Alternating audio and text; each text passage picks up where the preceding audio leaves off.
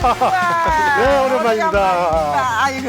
얼마만이에요? 네. 이상님 씨, 아이 건강하시고 네. 또 의젓해지셨네. 네. 앉으세요, 네. 앉으세요. 아이고, 정말. 근데 그냥 뭐 별로 그렇게 많이 변하신 것 이 같아요. 사랑방이 아주 잘 꾸며져서 그런지 몰라도 더 젊어 보이시고 아유, 더 돋보이시고. 고맙습니다. 네, 반갑습니다. 네. 아, 정말 더 젊어지셨어요? 네. 비결이 따로 있으신가 봐요. 그러니까 저보다 조금 더 나이 드신 분들, 그러니까 네. 아마 한 40대 중반 이후 그렇게 되신 분들에게는 아마 새삼스러운 분이 아닙니다. 그때 이제 텔레비전이 활성화되기 전이었기 때문에 우리나라의 그 라디오가 말하자면 우리 문화생활에서 아주 큰 부분을 차지할 때에 최초로 이 DJ란 말도 사용을 했고, 그렇기 때문에 대한민국 최초의 디스크 자켓입니다. 말하자면 그 방송 초창기에 이제 굉장히 많은 활약을 하셨던 분인데, 그동안 뭐 어떻게 좀 뵙기가 힘들었는데 뭐 오가고 하셨죠? 해외를 좀. 너무 과찬을 주셨는데 아닙니다. 처음에 그렇게들 안 쓰던 말을 좀 만들어 봤거든요. 예. 근데 하다 보니까는 역량도 부족하고 예. 또 말씀 주신 대로 디스크 자키라고 하는 그 완성형에는 제가 너무 부족함을 많이 느꼈어요. 그래서 이거 안 되겠구나. 보충하자. 예. 제 고장에 가서 제대로 공부 좀 더 하자. 그래서 이제 미국으로 간 거죠. 미국으로 간 게 벌써 7년 됐습니다. 처음 방송 입문하실 때 그때는 좀 전에 했지만 라디오밖에 없었지 않습니까? 그때? 그때 KBS 텔레비전이 시작은 했어요. 시작은 하지만 했는데. 활성화되지 않고 하루에 2~3시간 방영했었죠. 예. 그러니까 그때까지만 해도 KBS 라디오, 그다음에 문화방송 최초로 상업방송이었죠. 예. 그다음에 동아방송, 동아방송. 뭐 이렇게 해서 60년대 초 그렇게 형성이 됐었죠. 60년대 초니까 뭐. 지금 뭐 신세대들은 잘 모르고 그러니까 저보다 조금 더 나이 드신 분들 저 또래만 해도 이제 압니다. 그래서 여러분 이종환 씨는 잘 알잖아요. 그분보다 DJ를 먼저 하신 분이거든요. 그러니까 DJ 1호입니다. 간단히 제가 양력을 좀 소개해드려야 되겠는데 이제 고려대학교 언어학 전공하셨고 고려대학교에서 중앙대학교 신문방송대학원에서 방송 전공하셨고 KBS에서 스크립터로 시작을 해서 DJ 그렇게 인연을 맺어서 DJ도 하고 프로듀서도 하고 그다음에 신문 기자 그다음에 자동차 칼럼니스트도 하셨고 방송과 그렇게 인연을 맺어 오다가 그다음에 이제 방송의 그 랭킹 그러니까 순위 프로그램 있죠. 뭐 요즘도 몇 위 그러잖아요. 그런 인기 순위 프로그램을 개발했고 그래서 이제 히트작이 몇 개 있는데 이제 탑튠 쇼라든가 3시의 다이얼 이런 게 아주 귀에 익은 그런 프로그램이었습니다. 그럼 여기서 그 탑튠 쇼 그 당시 하실 때 그 이제 음성이 준비가 됐는데 그걸 조금 들어보시고 예측을 한번 되살려 보시기 바랍니다. 자, 탑튠 쇼 장면. 네. 예. 맞아. 벤처스의 파이프라인. 맞아. 나 생각나네. 기억나세요?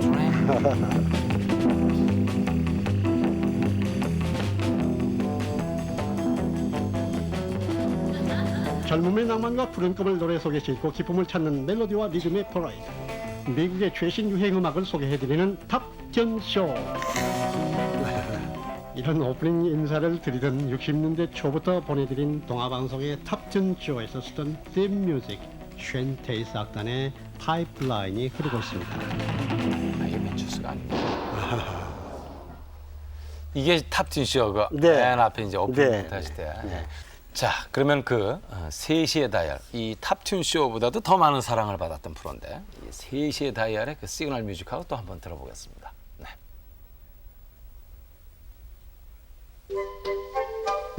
맞아, 이거야. 짠짠. 아, 참 많이 들었네.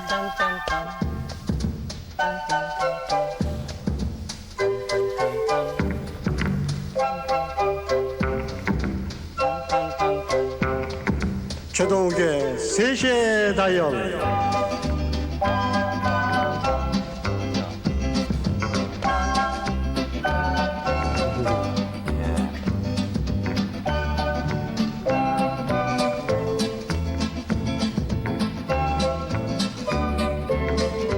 세월은 가도 변치 않는 마음처럼 우리네 가슴에 담겨있는 젊음은 언제나 푸르른 계절에 머물러 있습니다.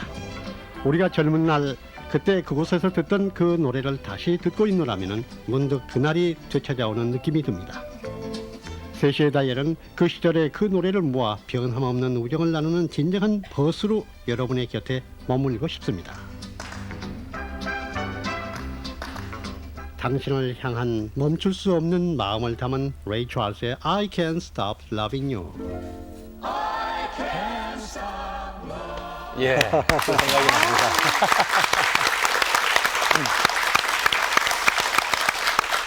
아, 참 옛날 생각이 나는데요. 그 멜로디 아직도 귀에 생생합니다. 그죠? 네. 기억나죠? 지금 네. 나온 이 자료가 한 3년 전 네.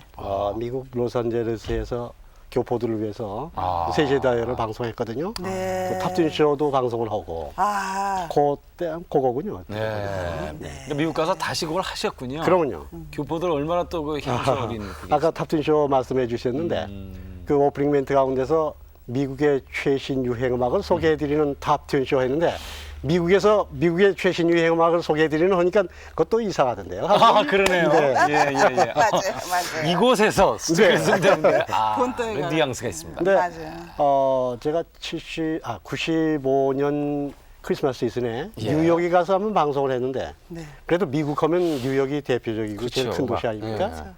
거기에서 또 그걸 한번 했어요. 그러면서 미국에서도 진짜 미국 뉴욕에서 방송해드리는 하니까 그것도 감회가 아, 달랐어요. 그렇죠. 감회가 새롭겠습니다. 근데 그때는 참 오직 레디오의 귀를 기울이는 거를 상당히 행복감에 젖어서 살았던 시대인데요. 참 인기도 대단하셨습니다. 아유, 네. 그 극성 팬들도 많았죠. 그 생각나는 그 팬이 있습니까? 달리 표현하면 애청자들이죠. 애청자. 네. 네. 예. 네, 네, 맞습니다. 광화문 네거리에 당시 3층 건물을 5층으로 증축했거든요. 예, 예. 그런데 이제 그 빌딩을 찾아오는 학생들이 많았죠.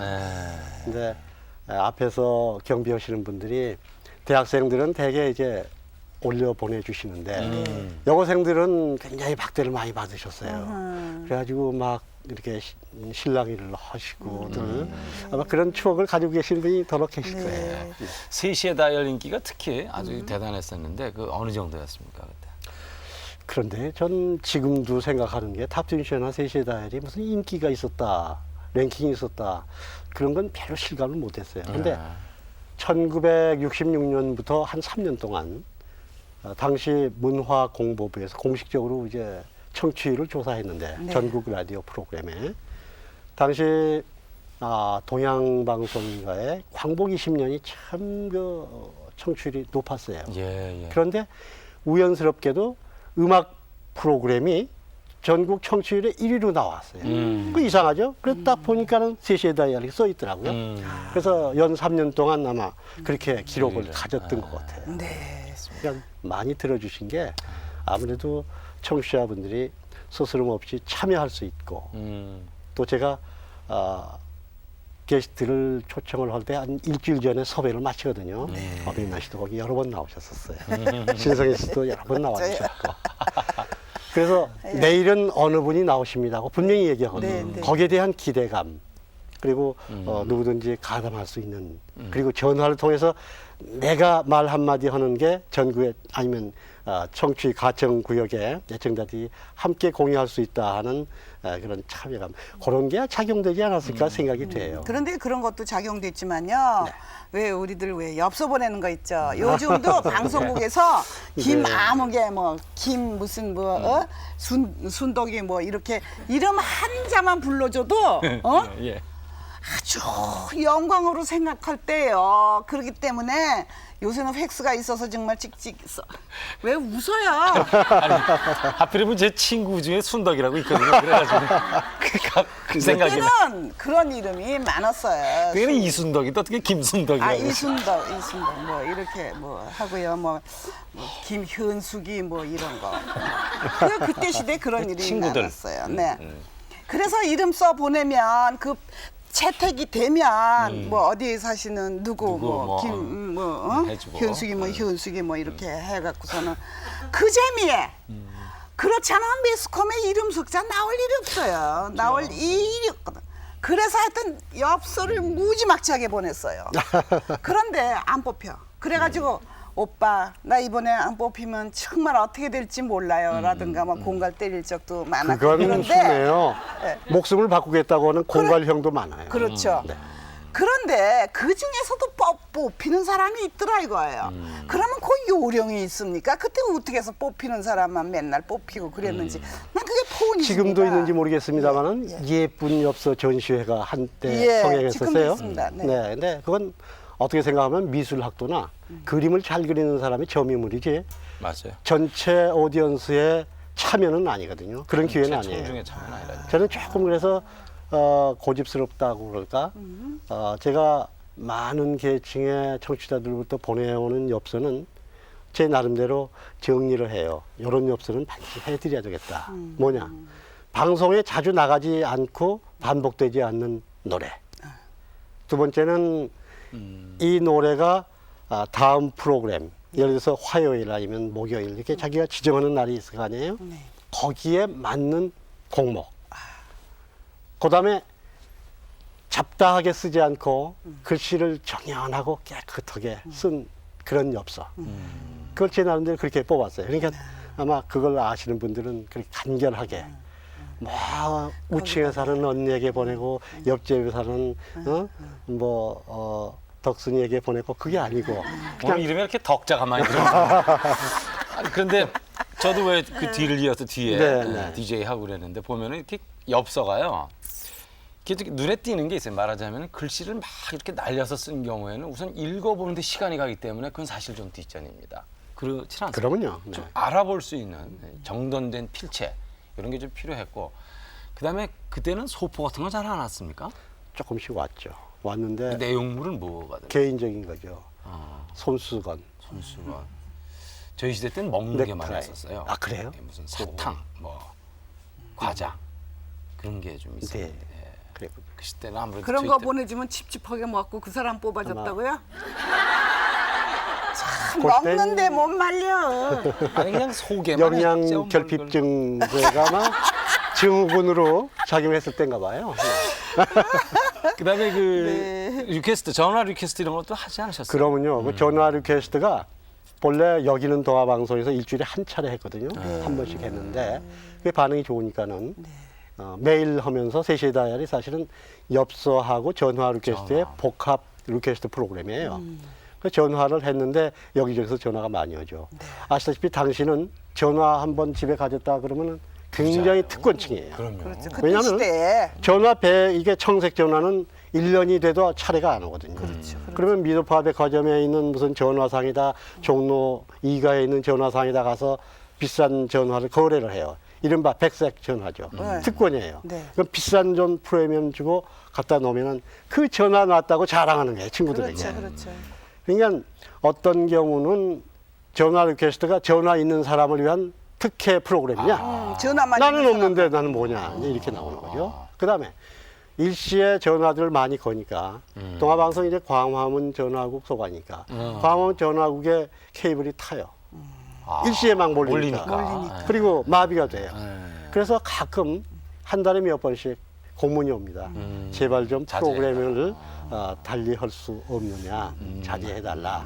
뭐 이런 얘기가 오고 갔었습니다. 나도 참 여러 번 걸었는데 뭐 우리 친구가 그러는데 그 비결이 옛날에냐 이렇게 돌리는 거였어요. 다이얼. 이게 다이얼식. 찍찍 그거 말이죠. 한참 오다 보면 다른 사람이 벌써 다 가서 받았어. 근데 우리 친구가 맨 마지막 번호를 이렇게 붙잡고 있다가 탁 최 선생님 말 끝나면 놔라. 그럼 그게 체크다까 안만 해도 되지도 그랬어요. 않습니다. 네. 그것도 안 되는 거예요. 그게 그러니까 선수 아니면 안 됐고 네, 그런 선수가 있었어요. 지금 말씀하신 대로 그것이 전화라는 게 상당한 그 부유층 내지는 특권 이런 위화감 때문에도 좀 문제가 있었고 네. 그러니까 지금처럼 전화가 이 누르는 전자식이면은 그것도 재다이얼이 있으니까 지금 같은 그렇죠. 아, 그렇구나. 디리도 제다이얼이 아니고 있구나. 지금은 그냥 네. 그것만 계속 누르면 띠다띠다띠다또 그냥 자동 맞아요. 그러니까 그 전화 리퀘스트라는 것도 그때 거의 최초로 또 시도를 하셨던 거예요. 그래서 화제가 또 됐었고 그 방송이. 그다음에 맞아요. 이제 그 초대 손님 코너 뭐 무슨 007 작전 비슷한 것도 있었죠. 아까 말씀드린 초대 손님에 대해서 신경을 많이 썼거든요. 그래서 한 5년 계속했을 거예요. 정월 초하루가 되면 의례껏 돌아가신 김승호 선생님하고 대스타죠. 네. 또 황정순 선생님하고 두 분이 아야 그냥 우리는 단거리야 그러면서 오신다고요. 뭐 섭외하면 틀림없이 정초에는 오시죠. 네, 그 두 분 한복 입고 다 오셔서 셋이 다 게스트를 모시고 국내에 계신 분은 이제 섭외가 쉽고 그런데 가끔 외국에서 모처럼 오면은 귀국한다고 그래서 굉장히 있습니다. 그렇죠. 사실 라스베가스 가서 조그만 술집에 출연하고도 오면은 귀국했다고 막 귀국 공연 쇼를 하고 그래요. 네. 좀 맞아요. 라스베가스 얘기하니까 라스베가스는 김스시다 말고는 한국의 어떤 배우도 요즘 얘기하는 호텔 제대로 된 무대에서 노래한 사람이 한 사람도 없어요. 일본에서도 마찬가지고. 그런데 그때 MC로 지금 MC 두 분 계시지만 MC로 코미디언으로 명성을 날리던 프라이버이 곽규석 씨가 예. 일본에서 오랜 동안 계시다가 오는데 난리가 났어요. 서로 방송에 먼저 초대하려고. 텔레비전 그때 동양 텔레비전도 있었고 KBS 텔레비전도 있었고 네. 그 각 60년대 라디오가 초인데요. 있었고 60년대 아마 후반쯤 됩니다. 후반입니까? 네.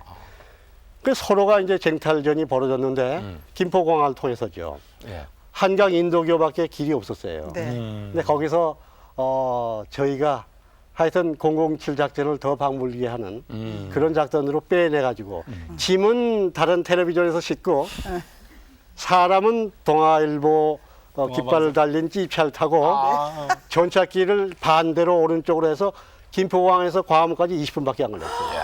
그래가지고 3시에 다이얼 방송 시간에 딱 됐죠. 히트한 거죠. 쫑이죠, 뭐.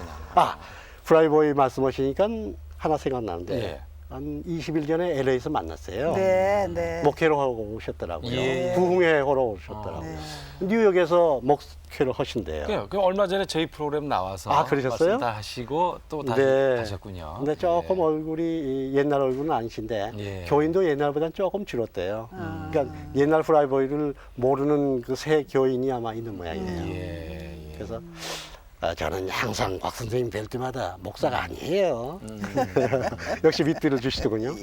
그분 말씀하시니까 또 곽규석 씨 하면은 막둥이 프라이보이 예, 구봉서 구봉서 막둥이 뭐 이렇게 하시는 분 예. 계시잖아요. 네. 그분 생각이 나요. 근데 그분이 촬영 도중에 다리를 다치셔가지고 네, 다리를 그랬습니다. 다치셔가지고 네. 끔찍을 못 하셨어요. 근데 방송 출연 예고는 했고 어떡합니까? 네. 그분이 당시 동숭동 사실 때인데 그래서 중계차 있잖아요. 네. 그걸 그대에다가 갖다 놨어요. 근데 골목이 좁아가지고 또 이게 들어가지 집앞까지 못 들어가는 거예요. 그래서 케이블을 길게 늘어가지고 아유. 그분 댁으로 마이크를 가지고 들어간 거죠. 아이고. 그러니까 가정방문 생방송이에요. 도대체 이런 방송이 없었어요. 그러니까 회사에서 이게 무슨 짓을 하고 있느냐. 그렇죠. 근데 방송을 했어요. 그러면서 엽서 읽게 하시고 파는 방송국에서 틀고 그러니까 사문 방송을 한 거죠. 그런 기억도 납니다. 그러니까 그 시대에는 상상도 못할 만한 그런 히트가 되는 아이디어들이 나왔다는 얘기니까 이제 뭐 대단한 겁니다. 네. 그 방송하기 전에 네. 아르바이트로 이쪽 일을 좀 하지 않았습니까? 원래 입문하기 전에. 방송하기 전에 뮤지컬에 좀 제가 드나들었죠. 학교 다닐 때 제가 그때는 충무로밖에 뮤지컬이 없었을 거예요. 예. 충무로에 주로 네. 세시봉이 있었고 카네기가 있었고. 예. 근데 제가 언제 친구하고 이렇게 세시봉에 들어갔는데 사람들이 수근수근거려요. 저게 영화에 나오는 여자 배우야. 여자 배우 여대생이야. 근데 딱 지금도 그 기억이 나는데 베이지색 바바리 코트를 입고 키는 크지 않은데 깜찍하고 예쁘더란 말이에요. 그게 누구야? 이름이 뭐야? 그랬더니 몰라? 몰라 누구야? 어맹란이야. 거기 세시봉 다니셨죠? 네, 더 다녔어요. 틀림없구나. 근데 네. 참 그 괜히요 아무것도 모르면서 세시봉에서 나오는 걸 누가 보면 내가 좀 뭔가 좀 멋있어 보이고 수준급에 보이는 것 같았어요. 그래서도 세시봉에서 다 약속하고 괜히 거기 가서 심각하게 음악 듣는 척하고 최 선생님이 그때 시대요 영어를요 아주 그 판을 소개하면서 난 무슨 소리를 하는지도 아이, 모르지만은 별 말씀. 영어를 냈다 하는데 정말 멋있어. 정말 멋있어. 그때는 영어 하는 사람이야 없었어요. 아이, 그 맛에도 우리 그 여대생들이 그 보느라고 그 청년 보느라고 가지 않았나 하는 생각이 들고요. 괜히 70억만 갔다 하면 내가 멋있는 여인으로 둔갑하는 그런 기분에 다녔습니다. 사실. 킹스턴 치료의 탐들이니 뭐 이런 노래 아유, 한참 네, 괜히 얘기했었죠. 그러면 즐거워. 아유 부끄럽다. 코의 그랜필드. 아이고 네 아주 가면 또 그 네. 분위기에 맞춰서 이렇게 오는 사람들 얼굴 탁 보고 어떤 걸 좋아하겠다 하면 또 그걸로 아주 죽여주시는 분 아닙니까? 네. 그래서 그 후에 종로 2가로 이제 뮤지컬이 번성하기 시작했죠. 네. 니시네야 화신 3층 지금 새로운 빌딩에 올라가고 있습니다만 당시 네. 종로 네거리에 화신백화점 하면 그럴싸한 대표적인 괜찮죠. 빌딩이거든요. 네. 그 3층에 메트로라고 하는 뮤지컬이 있었어요. 메트로. 예, 네. 예. 그런 데서 이제 소위 그 요즘 얘기로 하면 뮤지컬 스타가 된 거죠. 여기저기서 스카우트 당해가지고 한 대여섯 군데 왔다 갔다 하면서 방송 그 밑거름을 거기서 많이 쌓았죠. 그 학생 때였습니까? 그럼요. 아르바이트 하면서. 그 학교 다닐 때 이미 돈을 많이 버셨네요. 그냥 그 방송 초 그냥 시작. 학생이니까 돈 많이 안 주죠. 그냥 교복이 있고 그때는 교복이 있었습니다. 예. 서울대학은 이렇게 감색에 이렇게 깃이 있는 그리고 양쪽에 한쪽에 한쪽에 잭을 달았고 연세대학교는 양쪽에 잭이 있으면서 이렇게 벌어져 있고 고려대학은 이렇게 돼가지고 마치 그 모자도 팔각형 해가지고 저 모태똥 복장이라고 그랬었어요. 거기다가 은으로 된 한자로 고대 이렇게 돼 있어요. 그때 매지가. 그러면 전찬이 뭐니 타고 괜히들 교복 입는 학교라고 그래가지고 그러면서 그대 교복 입은 채로 들어가서 뮤직박스 들어가서 마이크 잡고 했죠. 아, 그게 완전 그 시대에 그 우리나라 그 말하자면 문화의 제일 최현장이고 네. 그다음에 음악의 그 첨단을 가는 그런 뮤직홀인데 거기서 또 명문대학 학생이 말이죠. 그럼요. 그 유창하게 영어를 구사하면서 쭉 하니까 많은 지금 분들이. 고려대학교 총장하시는 홍일식 박사. 네, 예. 제 그 클래스메이트거든요. 같이 학교 다니면서 네. 그분은 이제 그때 음악을 안 좋아하시고 학교에서는 저는 이단아예요. 다들 그 문학하시고 공부 열심히 하시는데 저만 그냥 뮤지컬에 들어들고 미국 대사관 가가지고 판 들고 왔다 갔다. 그러나 그럴 지금 천 선생님 하신 그만한 일을 또 아무나 할 수 있는 게 아니지 않습니까? 할 수 있죠. 공부를 또 다 많은 사람들이 하잖아요. 하니까 대신 또 이런 일을 하는 분도 있어야죠. 예. 근데 그 남학생, 여학생이 다 들어올 수 있는 장소 아니에요, 거기서? 그러면요. 거기 뭐 차도 한 잔 주고. 극장식이에요. 들어갈 때 표를 끊고 표를 끊으면은 거기에 그 애플리케이션 폼이 있어가지고 리퀘스트 뮤직 써내고 내고. 써내면은 이제 유리창으로 수십 장이 들어오면 거기서 이제 엽서 고르듯이 글씨 이쁜 글씨 틀고 싶은 거기도 뭐 이제 아주 단문의 라브레터도 들어옵니다. 그렇죠. 데이트 신청도 뭐 있고. 예를 들면 뭐 끝나고 시간 있으세요? 뭐. 그거야 상식이죠. 아, 그 상식. 근데 그걸 어떻게 거절하느냐가 이제 또 그 테크닉이고 어떻게 하셨어요? 그건 비밀이죠. 아, 이제 뭘 그러면은 주로 어떤 내용들입니까? 아주 단 짧은 문장으로 이제 관심을 표현한 여대생들의 편지란 말이에요. 그때 그게. 멘트로 처리하지 않으셨어요? 뭐 누구의 무슨 노래를 신청? 공개할 수도 있었겠지만은 네. 이것은 참 아까운데 나만을 위해서 쓴 단문이고 시인데 그럴 경우는 가슴에 안아보고 싶죠. 그 사연을 아니 그럼 오해하지 사연이- 마십시오. 예. 그래서 거기서 어떻게 한번 애프터라든가 된 일이 없습니까? 만나시고 그런 건 없어요? 팬과의 만남 이런 게. 저는 지금도 얘기합니다만은 예. 페미니스트예요. 음.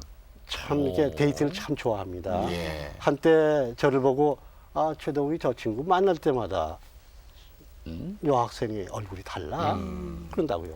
근데 부정 안 해요. 그런데 방송계에서나 다른 계에서는 천하의 플레이보이가 있다는 말도 많이 하고 저보고도 그런 얘기를 해요. 그래서 맞다 플레이보이다. 하지만 바람 핀 거 봤어? 맞아. 근데 그게 다른 거예요. 플레이보이는 플레이보이지만 디스크 플레이보이다. 그죠? 예. 그러니까 그 굉장히 그때는 그게 사실 굉장히 구설수에 오를 만한 그런 건데 어디까지나 음악을 좋아하는 분과의 대화 이상. 네. 근데 그 뮤지컬에 이제 입장권을 끊고 들어오는데 아무나 못 들어와요. 여대생들은 요즘 뭐 아무데나 가지만 여고생들에 대한 제약이 심해가지고 남학생이나 여학생이나 고등학교 학생이 입장이 안 되는 거예요. 예. 그러니까 음악은 좋아하고 그때 굉장히 좋아할 나이인데 들어가기는 해야 되겠고 그래서 변장들을 많이 합니다. 극장도 변장해서 많이 들어가요. 예. 그래서 그때 대학생들이 중절 모자에 넥타이에 이렇게 정장하고 다니던 시대거든요. 예. 길거리 지나가면 스냅 사진사들이 사진을 짝짝짝짝 네, 찍어줘요. 행일해서요. 강제로 찍어주고 빼가라고 그러고 네. 그때 중절 모자 지나가는 쓰고 사람. 다녔어요. 대학교 들어가자마자 써요. 고등학교 학생들이 이제 그걸 쓰는 거예요. 쓰고 들어오니까 대학생인 줄 알죠. 맞아요.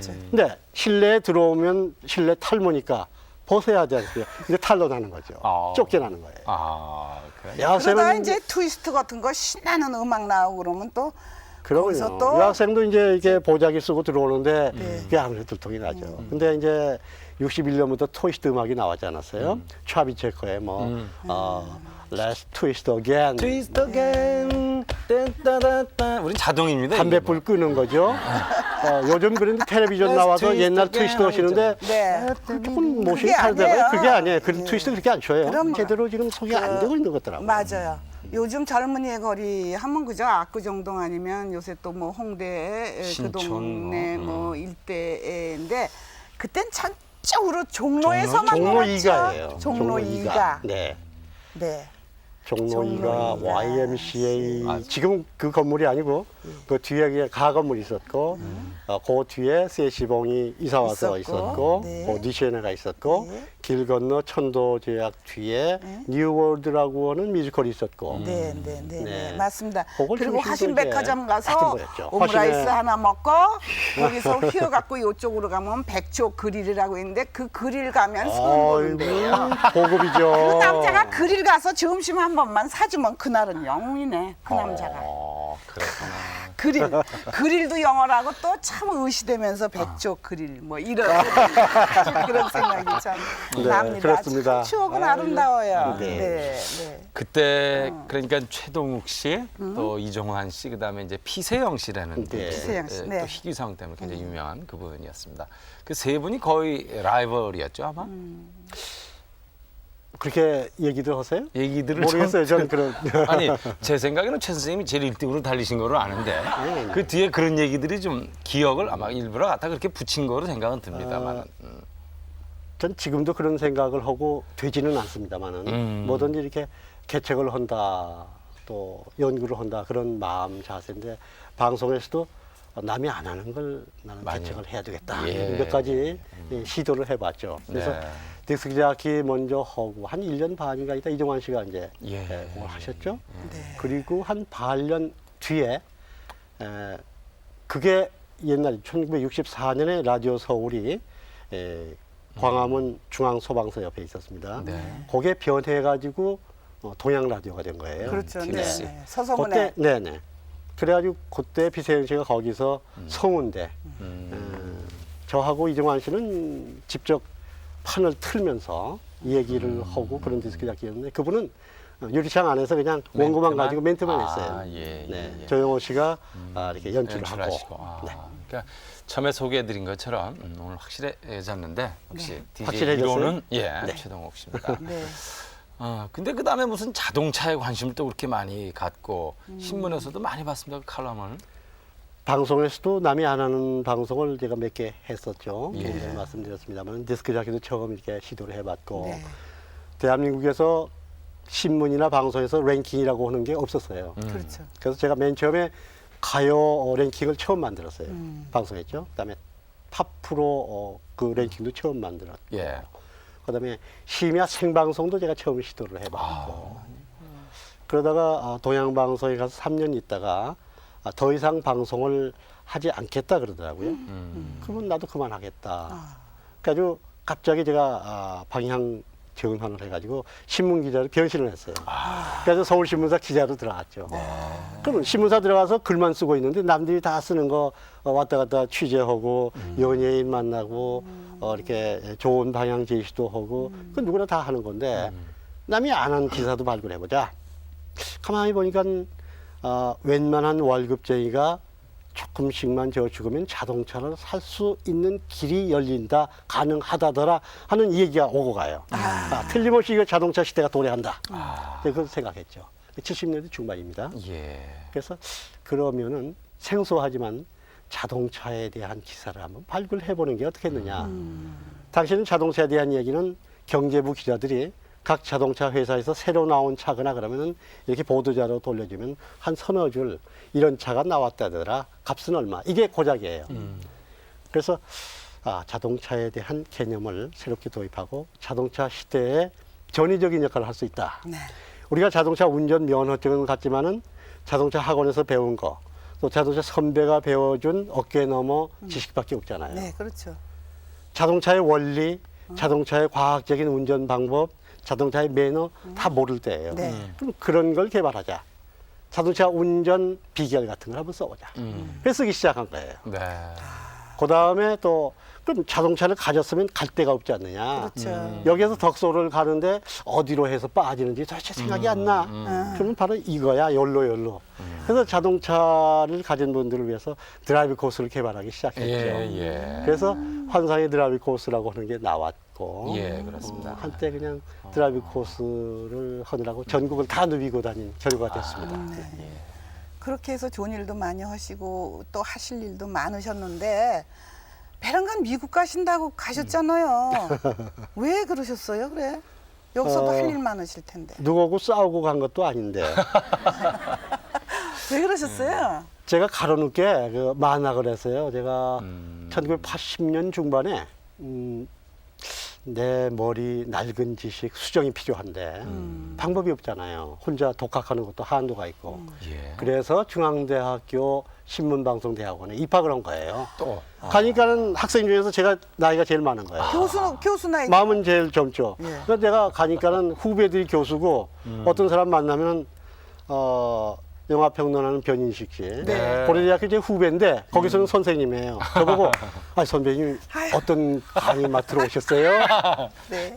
대답할 말이 없죠. 나 배우러 왔어. 깜짝 놀라는 거예요. 그런데 거기서 이제 공부를 거짓 마친 시기에 미국 하와이 대학의 안에 있는 하와이 대학 부설은 아니지만 하와이 대학 안에 있는 동서문화센터라고 있어요. 네. 거기에서 정기적으로 이렇게 특별 강의나 그런 게 베풀어지고 있는데 네. 거기를 갈 기회가 있었어요. 네.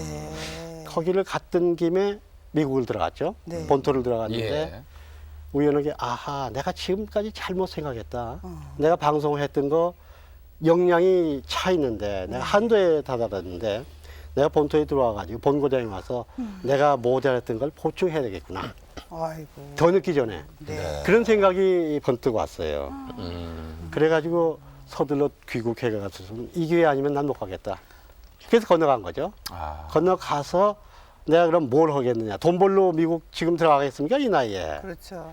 들어가서 방송에 대한 자료가 풍부하니까 또 음악에 대한 자료가 무궁무진하니까 그래서 거기서 뒤늦게 방송에 대한 보충 그 공부, 네. 그다음에 자료에 대한 수집, 그다음에 현지에서 가능한 해외 방송에 대한 참여.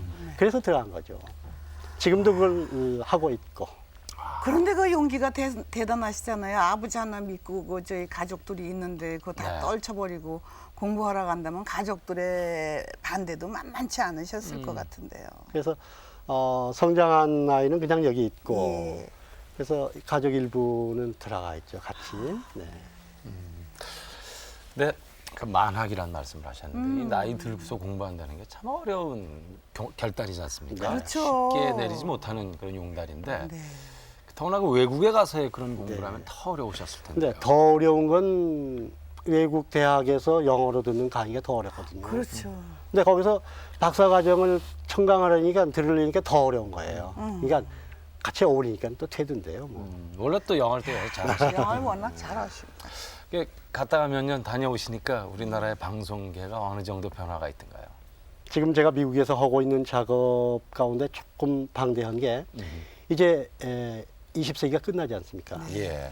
그래서 1990년부터 1999년까지 100년 동안 어떤 음악들이 유행했고 어떤 음악들이 히트했나 하는 정리가 필요하더라고요. 그래서 20세기 2000곡이라고는 그 조금 분량이 많은 책에 대한 집필을 시작했거든요. 그리고 거기에 대해서 에센스를 우리 국내 팬들에게 조금 미리 이렇게 보여드릴 필요도 있고 그래가지고 이번에 들어와가지고 문화일보에서 이제 좀 연재하는 걸로 이제 네. 기획이 되고 있습니다만은 네. 그거 겸해서 한국 방송이 어떻게 변해 있나 이게 들어와 봤죠.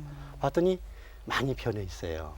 그런데 기계는 최신 기계를 쓰고 있는데 네. 퍼포밍이나 하드웨어보다는 소프트웨어가 조금 문제가 있다. 가장 두드러진 게 왜 우리 방송이 10대 중심의 늪에서 벗어나지 못하는가. 맞아. 시끄러워 맞아요? 죽겠어 아주 그냥. 저녁마다 시끄러워 죽겠어요 아주. 텔레비전을 보면 우리 댄스 뮤직이 많이 나오죠. 예, 맞아요. 나오면 5개 그룹이 나오면 비슷하죠. 그래요. 왜 그래요? 5사람 다 다른 사람들인데 노래가 달라야 될 거 아니에요? 그렇죠. 미국인 경우 요즘 힙합을 기본으로 해서 10곡의 최신 유행 음악이 나왔다. 네. 10곡의 힙합의 편곡이 다 달라요. 10곡의 창법이 다 달라요. 표현이 다 달라요. 춤도 다 달라요. 근데 가만히 보니까 우리 요즘 댄스 뮤직 하는 게 주로 일본에서 1992년부터 94년까지 하던 스타일이 있어요. 너무나 닮았어요.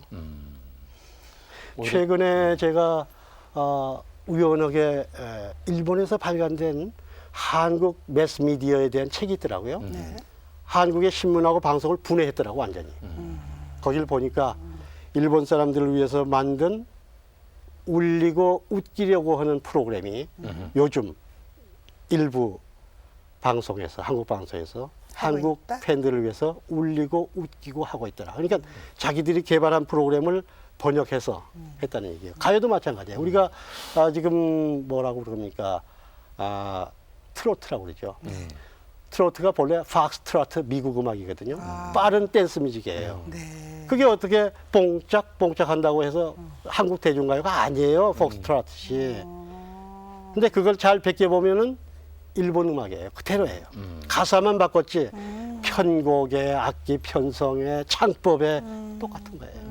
그래서 우리 방송 프로그램, 우리 가요의 패턴, 한국의 가요 빨리 거듭나고 새롭게 해야 되겠구나. 그런 아쉬움을 많이 느꼈어요 이번에 네. 와서. 그런데 이번에 오셔서 정말 획기적으로 그런 걸 남이 생각 안 하던 걸 하셨는데 그래도 미국서 계속 사실 거예요? 나오셔야죠. 거기에서 진짜 우리가 필요한 걸 뽑아가지고 와서 예. 이렇게 새로운 바람을 일으킬 수 있는 조그만 일에 기회가 있다면 가담을 해야죠. 네, 이제는 네. 그런 일을 하는 데에서는 그 외국에서는 DJ들 나이 드신 분들도 많지요. 제가 한 예를 들을까요? 예. 미국의 DJ들은 젊은 DJ도 있지만 보통 50대, 60대 DJ들은 보통이에요.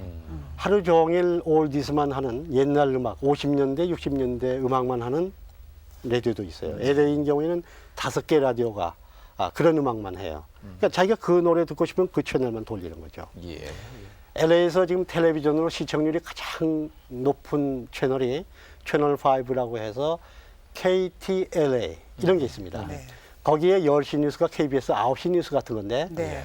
거기에 앵커 나이가 65살이에요.